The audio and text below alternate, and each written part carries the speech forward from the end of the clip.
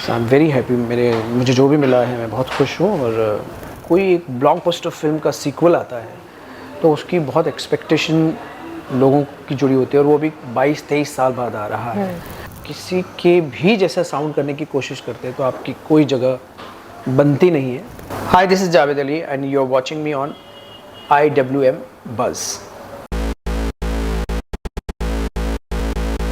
Hello everyone, welcome to IWM Buzz. This is Komal Vishwakarma and today we have someone जिन्होंने हमें इतने बेहतरीन गाने दिए हैं, गाने ऐसे जिन्होंने हमें हंसाया है, रुलाया है और नचाया भी है। Javed Ali, thank you so much sir. Thank you Natasha. Komal, oh thank you कोमल।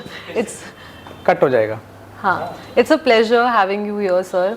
सबसे पहले तो मैं आपको थैंक यू बोलना चाहूँगी, आपने हमें इतने बेहतरीन गाने दिए हैं। They are so beautiful songs. इतने लंबे करियर के बाद अगर मैं आपसे पूछूं, are you satisfied with your graph?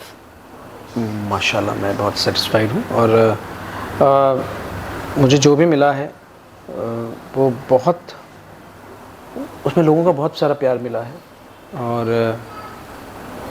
कभी कभी ऐसा होता है कि क्वांटिटी बहुत होती है आपकी लाइफ में, लेकिन कहीं नोटिस नहीं होते। तो मुझे मेरे गाने देखें आप, तो मेरे जो भी गाने हैं वो लोगों की, बहुत सारे लोगों की ज़िंदगी का एक हिस्सा भी हैं। सो आई एम वेरी हैप्पी। मुझे जो भी मिला है मैं बहुत खुश हूँ। और मेरे एक्सपेक्टेशन से ज़्यादा मुझे मिला है। मतलब मैं ये नहीं कह रहा हूँ कि मुझे और नहीं मिलना चाहिए, बहुत मिलना चाहिए, लेकिन ना जो भी मिला है मैं बहुत खुश हूँ। अब आप हमें सुनने को मिलेंगे अंदाज 2 में जी। कितने गाने हैं इसमें, किस तरीके के गाने, अगर आप हमें कुछ बता पाए तो। देखिए ना, इस फिल्म में सबसे पहली बात तो अंदाज़ का, जो पहली जो अंदाज़ थी वो भी एक ब्लॉकबस्टर फिल्म थी। उसका म्यूज़िक, वो फिल्म, और कहीं ना जब कोई एक ब्लॉकबस्टर फिल्म का सीक्वल आता है तो उसकी बहुत एक्सपेक्टेशन लोगों की जुड़ी होती है, और वो भी 22-23 साल बाद आ रहा है। सो मैंने कभी सोचा नहीं था कि मैं क्योंकि जब भी शायद मैं दिल्ली में था जब मैं पिक्चर आई थी कि उस सीक्वल का मैं भी हिस्सा बनूंगा। तो I am very happy to being a part of this. और thanks to Sunil Darshan sir कि उन्होंने मुझे याद किया इस फिल्म के लिए। और मुझे ख़ास तौर से उन्होंने बुलाया था।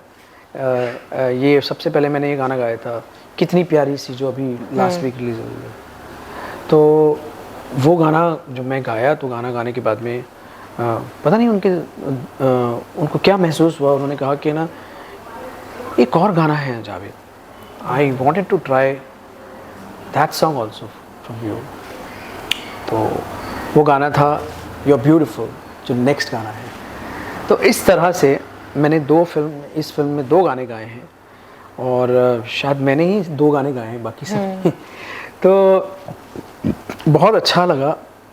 गाने बहुत अच्छा साउंड कर रहे हैं, लोगों का बहुत प्यार मिल रहा है। एंड ऑफ कोर्स आयुष ने जो लिपसिंग जिस तरह से इस गाने पे की है, एक्ट किया है, और उन्होंने जो सबसे इम्पॉर्टेंट बात होती है ना कि एक सिंगर गा लेता है, लेकिन जब उस पर लिपसिंग ऐसा लगे कि ना एक जो आर्टिस्ट उस पर परफॉर्म कर रहा है कि ऐसा लगता है यही गा रहा है, वो सबसे बड़ी बात होती है। ऑफ कोर्स वो न्यू कमर है, उनकी डेब्यू फिल्म है।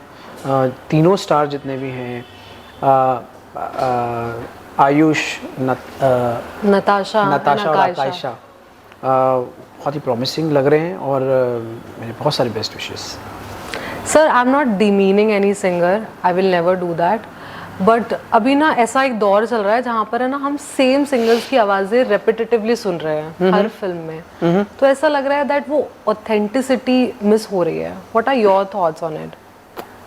सेम सिंगर्स की आवाज़ें कॉन्स्टेंटली सुन रहे हैं? हाँ। नहीं, चलो सेम सिंगर्स गाएं तो वो अलग नहीं, लेकिन है ना एक चीज़ और है कि सेम साउंड कर रहे हैं सब। हाँ, आपका सवाल करेक्ट है।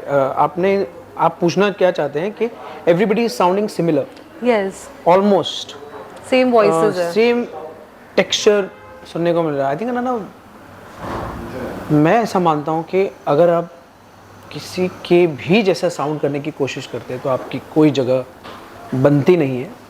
शॉर्ट टाइम के लिए आप भले ही है ना कुछ काम कर लेंगे, लेकिन है ना वो जो एक लॉन्ग रन में आपका जो एक लंबे समय में आपका जो एक वो बनना चाहिए ना, एक ग्राफ बनना चाहिए आपकी, एक वो नहीं बन पाती है। सो बट अभी क्या सब कुछ कह नहीं सकते। जब हम 90s में गाना सुनते, 90s के गाने सुनते हैं, 2000 के गाने सुनते हैं, उसमें वो मतलब ऐसा होता था कि जब आप सुन लेते तो आपको पता चल जाता था कि ये गाना हिट है। बट अब ऐसा हो गया कि जब गाना सोशल मीडिया पर लोग रील्स बना रहे हैं या उसको सोशल मीडिया पर वर्डिक्ट आता है कि ये गाना हिट है या नहीं है। सो डू यू जितने थिंक रील्स बनेंगे उतना ज़्यादा उस गाने का मतलब वो ग्रो कर रहा है। So do you think the definition of a successful song has been changed? अभी रिसेंटली तो ऐसा ही है। क्योंकि क्या है वहाँ से आपको अंदाज़ा आता है। अब कई बार ऐसा होता है कि ना हमने सोचा कि ना ये गाना ओ माय गॉड हमने कमाल बना दिया और ना ये गाना बहुत बड़ा हिट हो गया, बट वो ऐसा नहीं हो पाता है। तो कभी कभी ना बहुत सारी चीज़ें ना ऐसी हो जाती हैं कि जो आपको हैरान कर देती हैं कि ऐसा भी हो सकता है। अभी जैसे मेरा ही एक गाना था श्रीवल्ली पुष्पा का, जब हमने गाना रिकॉर्ड किया था तो हमने सोचा नहीं था कि ना ये गाना इतना बड़ा हिट हो जाएगा और इसकी मैडनेस ऐसी रहेगी कि चारों तरफ यही नजर आएगा। तो मैंने पिछले 1 साल तो ये देखा इस गाना जब रिलीज़ हुआ कि 1 साल में कहीं भी लोगों का ध्यान नहीं गया इस गाने को छोड़ के। तो ऐसा होता है। तो अभी फॉर अ बीइंग टाइम तो यही सच है। ओके सर, तो आई एम लुकिंग फॉरवर्ड के ना अंदाज 2 के भी जो म्यूज़िक है वो इसी तरह कुछ मैजिक क्रिएट करे और इसके जो एक फिल्म बनाने के लिए बहुत सारे लोगों की मेहनत होती है, सबके एनर्जी लगती है, सबके इन्वॉल्वमेंट्स होते हैं, सबका हार्ड वर्क होता है, ईच एंड एवरी पर्सन। तो सबके हार्ड वर्क के पीछे बस अगर ऑडियंस का प्यार भी मिल जाए तो सोने पे सुहागा है। Definitely, sir. Thank you so much for having this conversation with me. Thank you for your time. My pleasure.